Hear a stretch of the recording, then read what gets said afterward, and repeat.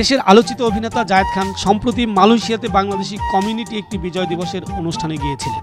দেশটির রাজধানী কুয়ালালামপুরে craft complex আয়োজিত ওই অনুষ্ঠানে অনাকাঙ্ক্ষিত ঘটনার কবলে পড়েন জায়েদ খান। কুয়ালালামপুরে দর্শক যেন কোনোভাবেই কাছে ভিড়তে না পারে, কোনো অনাকাঙ্ক্ষিত ঘটনা ঘটাতে না পারে, তাই জায়েদ খানের 16 জন বডিগার্ড নিয়োগ করা হয়েছিল।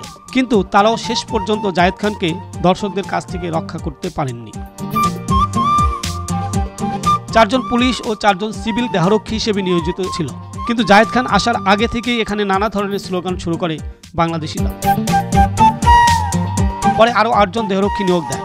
দর্শকদের এত চাপ, তারা জায়েদ খানকে একবার কাছ থেকে দেখবে, ছবি তুলবে, এসব করতে গিয়ে 16 জন দেহরক্ষীও তাকে আর রক্ষা করতে পারেননি। যদি এমন ঘটনা ঘটেছে, তবে ভাগ্য ভালো কোনো অপ্রীতিকর ও অনাকাঙ্ক্ষিত ঘটনা ঘটেনি। জায়েদ খান বলেন, 16 জন বডিগার্ড ছিল, কিন্তু ওই ভিড়ের মধ্যে দেখি তারা হাওয়া, আর আমি ভিড়ের মাঝখানে চাপের মধ্যে। পরে আমাকে গ্রিন রুমে ঢুকিয়ে কোনো রকমে রক্ষা করা হয়। এসবকে ভালোবাসা হিসেবে নিয়েছি। সবচেয়ে বড় বিষয়, আমি অভিভূত হয়েছি এখানকার মেয়েদের আগ্রহ দেখে।